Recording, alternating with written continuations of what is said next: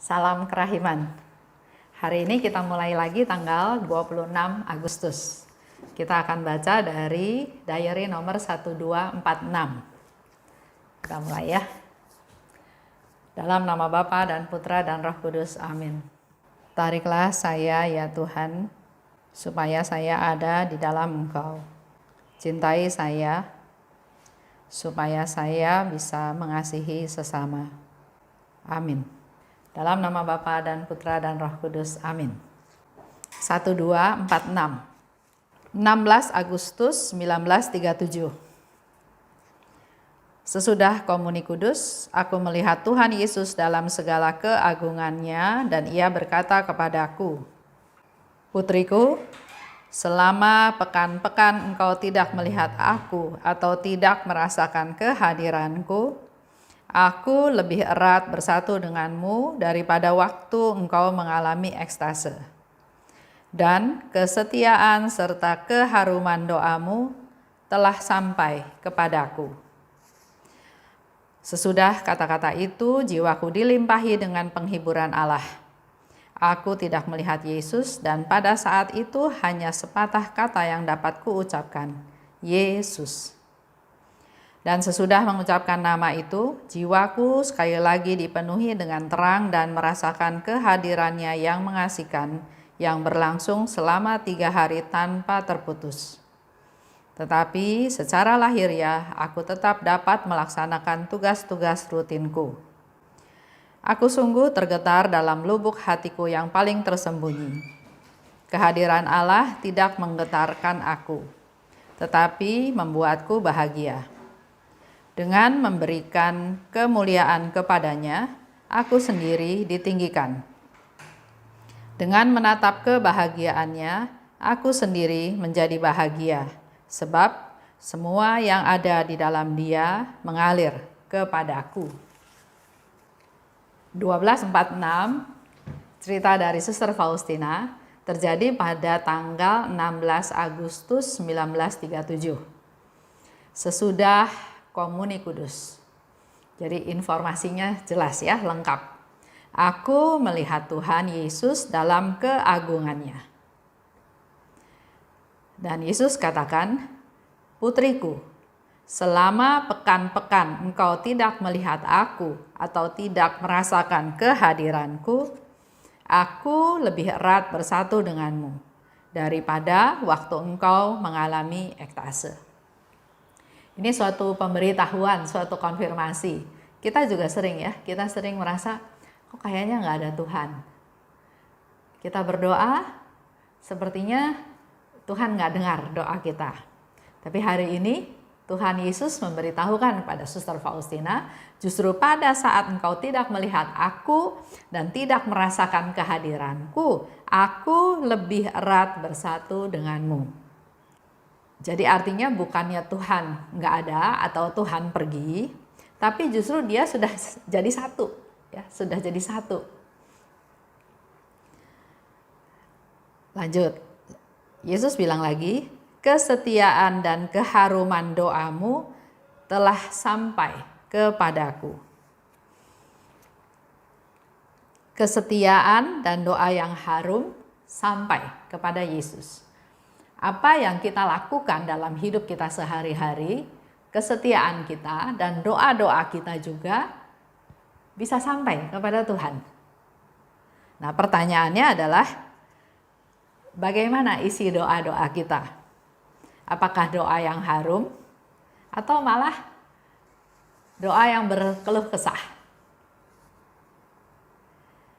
Jiwaku dilimpahi dengan penghiburan Allah.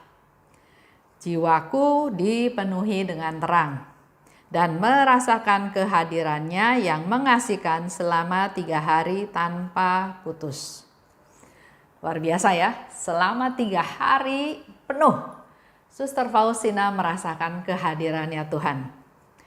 Jadi walaupun Yesus di awal bilang, kalau kamu tidak merasakan kehadiranku, tidak melihat aku, tapi aku justru semakin bersatu dengan engkau. Dan di situ Suster Faustina memberikan satu klarifikasi, satu konfirmasi, satu bukti bahwa jiwaku dilimpahi dengan penghiburan. dan dipenuhi dengan terang. Dengan memberikan kemuliaan kepadanya, aku sendiri ditinggikan. Ini bagaimana caranya? Dengan memuliakan kerahiman Tuhan itu.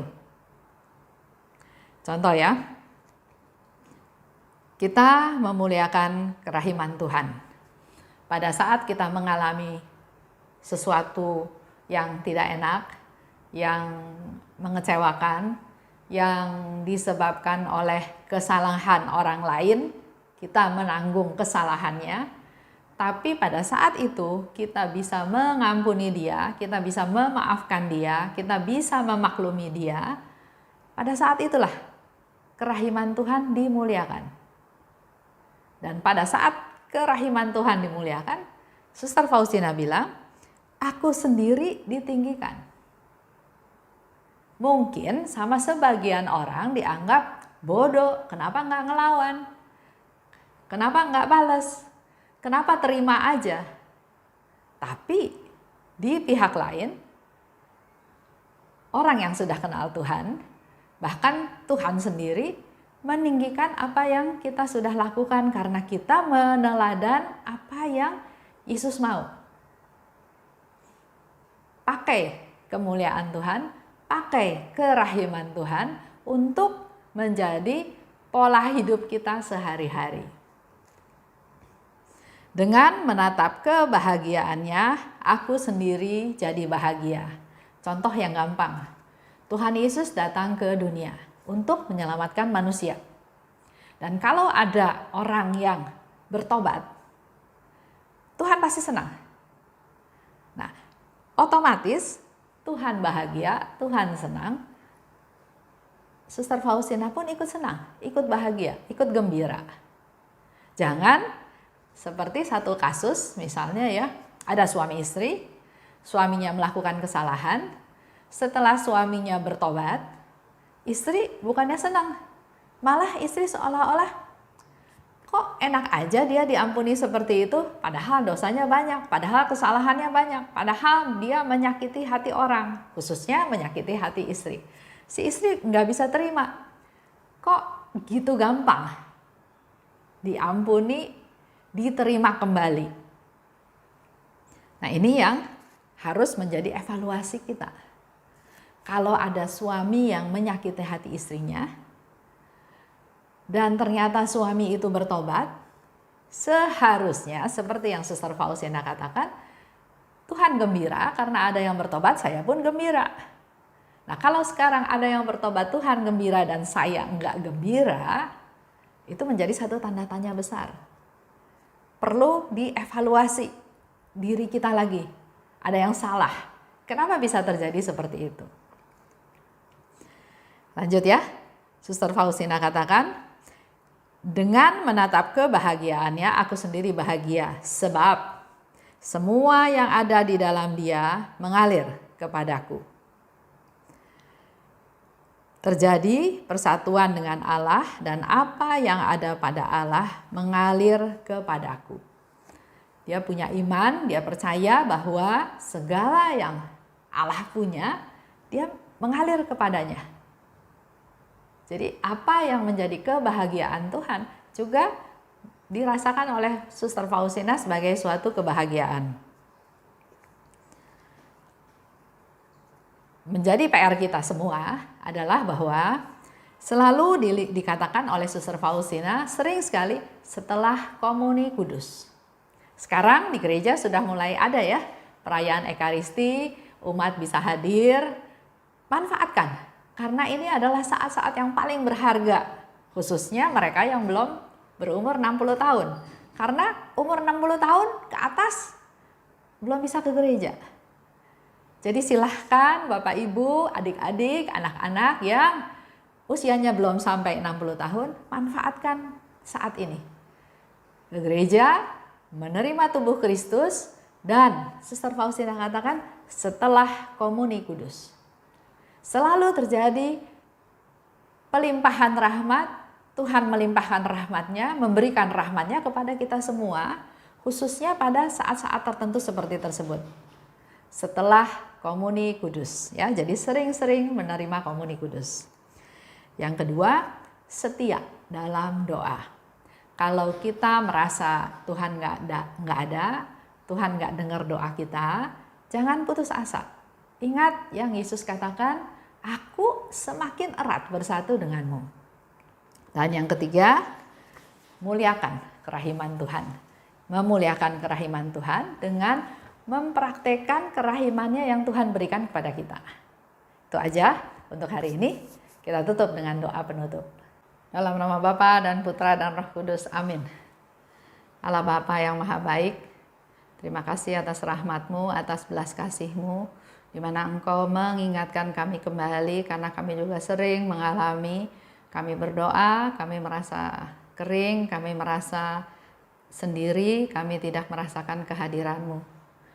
Tapi pada saat ini Engkau ingatkan kami bahwa pada saat kami tidak melihat Engkau, tidak mengalami kehadiran-Mu, justru pada saat itulah Engkau bersatu lebih erat dengan kami. Terima kasih Tuhan atas kasih-Mu, atas pencerahan yang Engkau berikan kepada kami. Tumbuhkan dalam diri kami untuk semakin rajin berdoa, berdialog dengan-Mu, dan terutama mampukan kami Tuhan dalam hidup kami sehari-hari memuliakan kerahiman-Mu dengan melaksanakan kerahiman-Mu tersebut. Urapi kami Tuhan, mampukan kami untuk kami praktekkan dalam hidup kami sehari-hari. Amin. Dalam nama Bapa dan Putra dan Roh Kudus, amin. Salam kerahiman.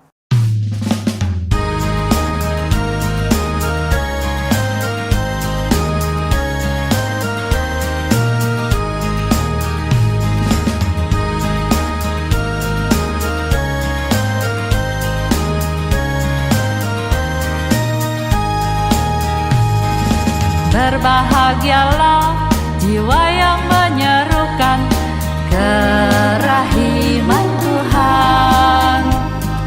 Jiwa itu akan dibela oleh Tuhan sebagai kemuliaan-Nya. Pujilah kerahiman Tuhan dengan mengandalkan kerahiman-Nya. Pujilah kerahiman Tuhan sepanjang hidupmu. Pujilah kerahiman Tuhan dengan mengandalkan kerahiman-Nya itu. Pujilah kerahiman Tuhan sepanjang hidupmu.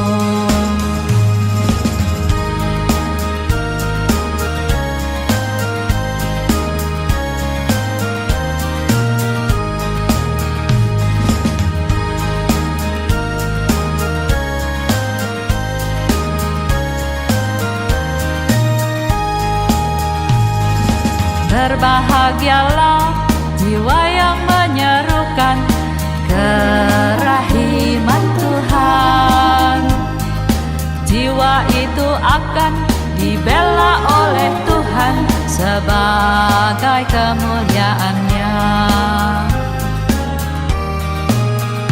Pujilah kerahiman Tuhan dengan mengandalkan kerahiman-Nya itu. Pujilah kerahiman Tuhan sepanjang hidupmu. Pujilah kerahiman Tuhan dengan mengandalkan kerahiman-Nya itu. Pujilah kerahiman Tuhan sepanjang hidupmu.